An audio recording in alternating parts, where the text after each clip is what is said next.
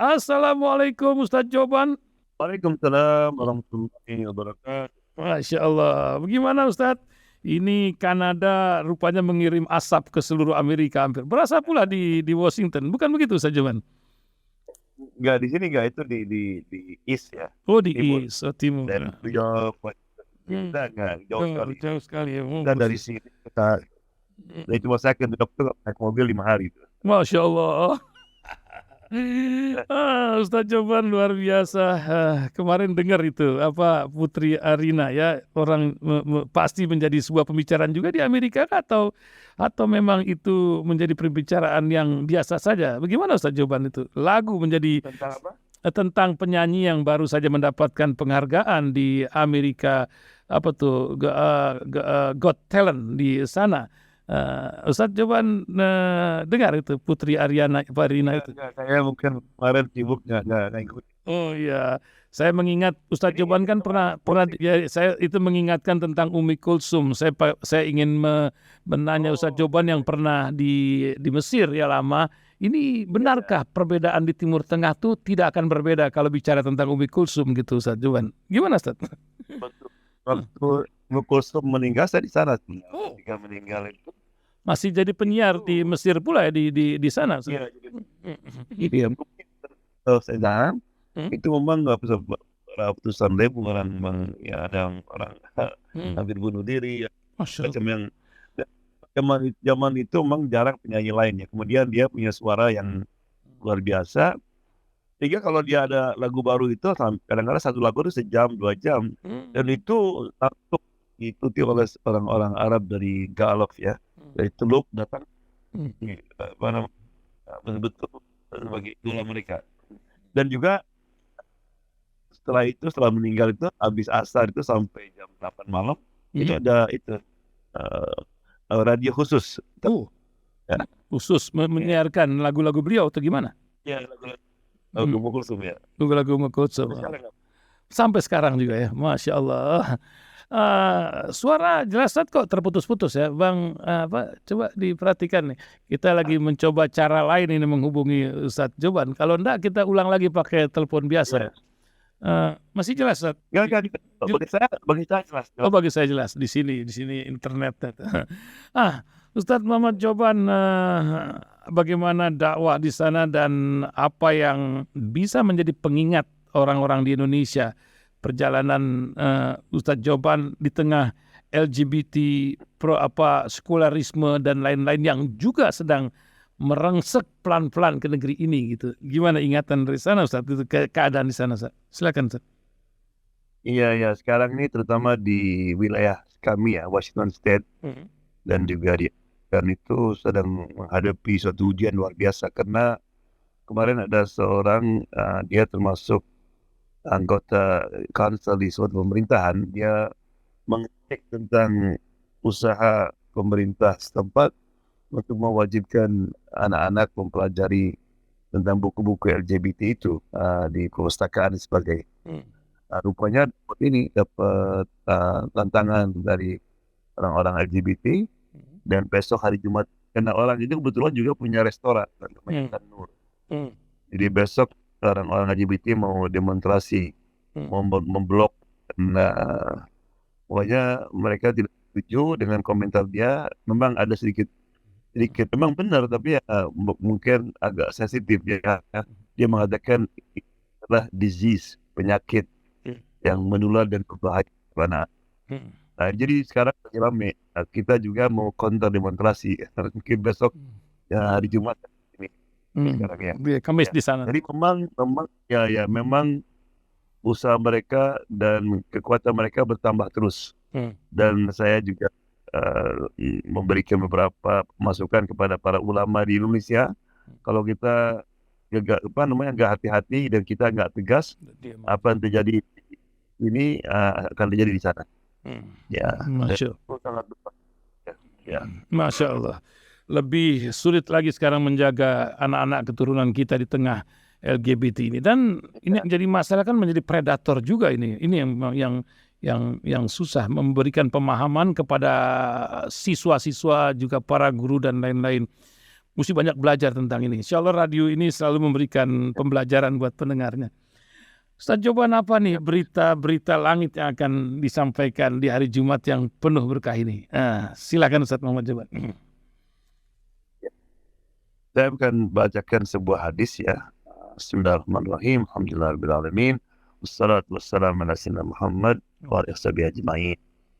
Ada sebuah hadis yang berbunyi, innaka la tada' syai'an lillahi azza wa jalla illa badaqul bihi ma huwa khairun laka minhu.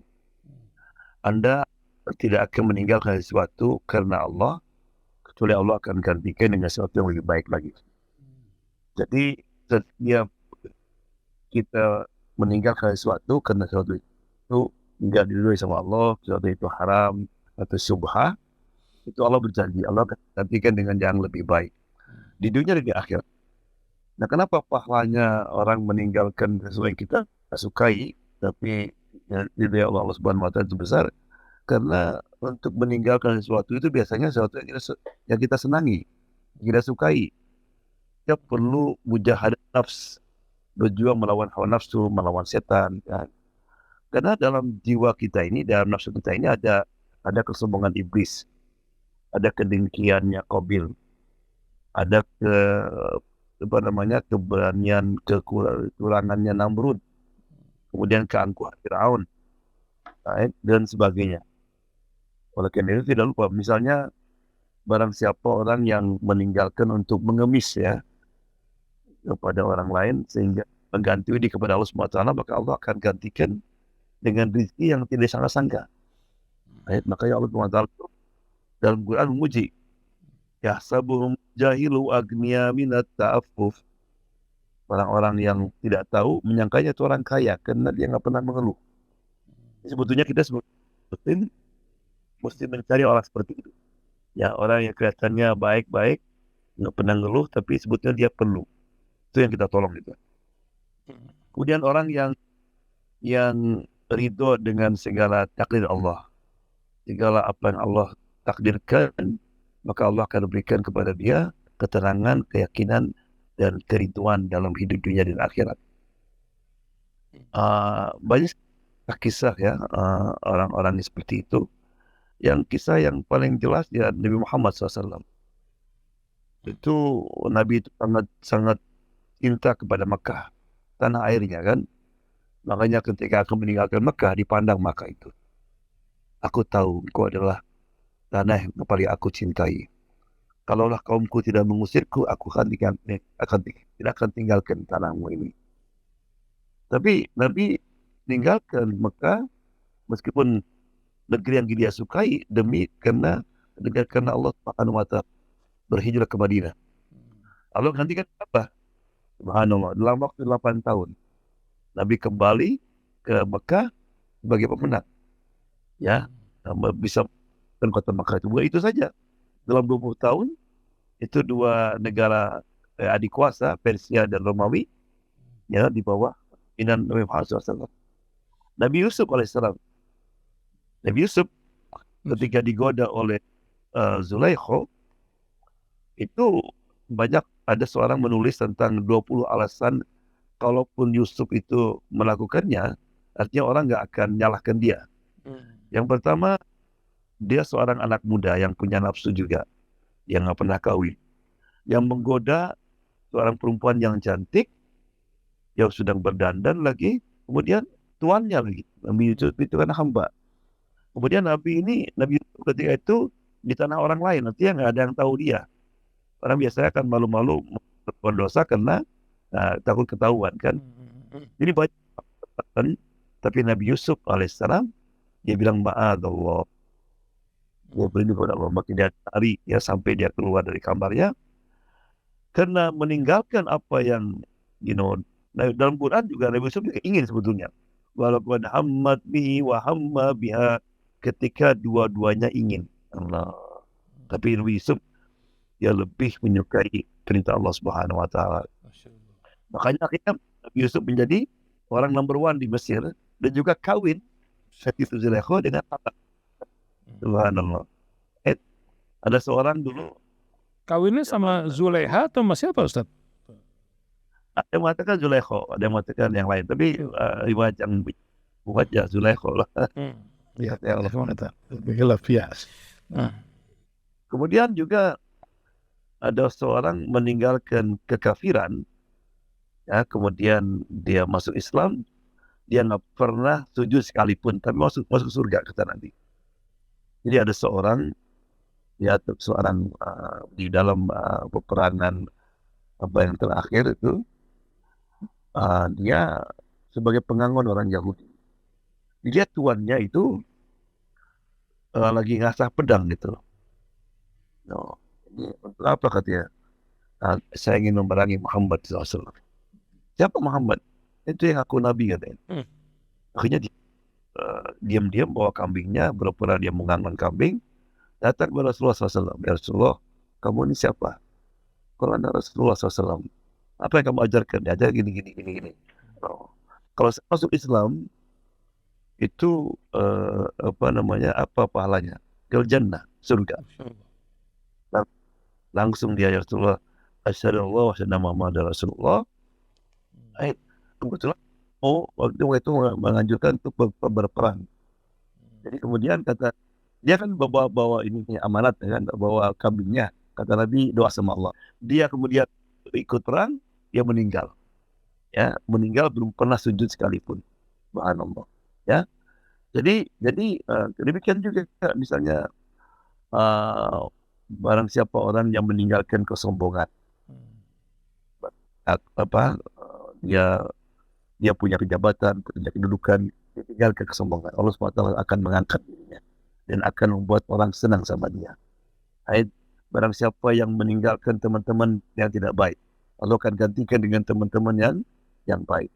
Barang siapa orang yang meninggalkan perdebatan, meskipun dia benar, Allah akan bangunkan dengan istana di surga nanti. Dan menghilangkan rasa kebencian sama kita. Barang siapa yang meninggalkan kemarahan, orang itu marah dan pantas untuk marah, dan dia bisa melaksanakan marah itu. Dia tahan.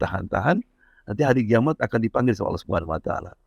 Kata Allah, lihat tuh, bidadari yang mana yang kamu inginkan. Masya Allah. Ya, barang siapa orang yang haram, jadi ada pekerjaan tapi nggak halal misalnya. Padahal dia perlu pekerjaan itu. Allah akan gantikan dengan sesuatu yang halal dan bahagia nanti. Jadi ada seorang dulu, dia rupanya bekas geng, bekas pencuri, dia tobat supaya pergi ke masjid di Syria, ada Masjid Al-Fattah. Ustadz, saya mau tobat, mau gimana caranya? Ya tinggal di sini banyak kamar gitu. Kau belajar sama saya dengan syaratnya apa? Saya orang miskin dan kamu makan seadanya. Dia tiap hari makan minum air sama korma hampir tiap hari. Rupanya setelah seminggu gak kuat dia, biasa makan enak. Itu kan kena gak kuat, dia lapar juga. Akhirnya dia timbul lagi penyakit dulu, mencuri. Naik ke atap masjid. Zaman dulu itu, jadi masjid itu atapnya bersambung dengan rumah-rumah. Naik rumah yang pertama, rumah ketiga. Ya, dia rumah ketiga mencium ada masakan, langsung turun ke dapur dia. Nggak ada orang kebetulan. Terong di situ. Kena laparnya langsung diambil terong itu, musim lagi panas. Waktu digigit, ingat lagi astagfirullah. Jadi kan mau tobat. Takwanya keluar lagi. Akhirnya setelah dimakan sedikit, ditumpahkan itu, dikembalikan terong itu. Langsung dia gemeteran kembali ke masjid. Lalu kembali ke masjid, rupanya ustadznya lagi ngomong sama ada seorang perempuan situ.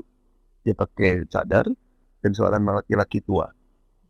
Begitu lihat dia, kata dia, kesini katanya. Apa? Kamu udah kawin belum? Belum katanya. Mau kawin? Ya Ustaz, gimana kawin? Untuk makan aja nggak punya saya. Lihat, ini ada seorang perempuan, dia tinggal ke orang tuanya, dia sendirian, tinggal ini pamannya, dia tinggal ke rumah, tinggal ke harta. Yang penting kamu sedia. Alhamdulillah. Akhirnya akan ke nikah pada malam itu juga. Kemudian sudah bawa perempuan ke rumahnya kan. Digandeng lah perempuan itu. Digandeng. Sampai rumah ketiga deg-degan dia. Aduh, ini rumah yang saya nyuri terong tadi itu. Masya Allah. Begitu masuk, perempuan itu buka cadarnya, bukan main cantiknya, Masya Allah. Kemudian kata dia, perempuan, iya katanya, ke dalam, ke dapur menjerit, ada apa katanya? Ya ada orang masuk kata tadi. Bilang saya katanya. Wah, akhirnya disamperin, diceritakan kisahnya. Hmm. Kata perempuan itu, sodaqah Rasulullah. Betul kata-kata Rasul. Masya Allah. Barang siapa karena Allah akan gantikan juga terong tadi, Allah gantikan dengan terong kamu. Sekarang kamu makan semua terong semua. Digantikan dengan apa? Dengan seorang istri dan rumah lagi. Masya Allah, Masya Allah. Jadi begitulah dalam hidup ini kadang kita ada choice. Ya, kadang-kadang kita mesti meninggalkan sesuatu meskipun berat, tapi ingat, Allah berjanji. Kalau janji Allah itu pasti tepat. Kita meninggalkan sesuatu karena Allah, memilih sesuatu karena Allah, maka Allah akan gantikan dengan lebih baik. Demikian juga dalam memilih pemimpin, ya. Mungkin ada pemimpin yang kita selangi, tapi dia nggak takut sama Allah. Allah akan gantikan. Mudah-mudahan kita bisa. Insya Allah. Amin, amin, insya Allah. Terima kasih Ustadz Muhammad Joban, luar biasa, sebuah pengibaratan yang mudah-mudahan jadi hikmah di hari Jumat ini. Terima kasih. Amin, amin. Insya di hari Kamis di Amerika. Terima kasih Ustadz Joban, sampai bertemu lagi di Jumat mendatang. Syukran. Assalamualaikum Ustadz Muhammad Joban. Waalaikumsalam warahmatullahi wabarakatuh.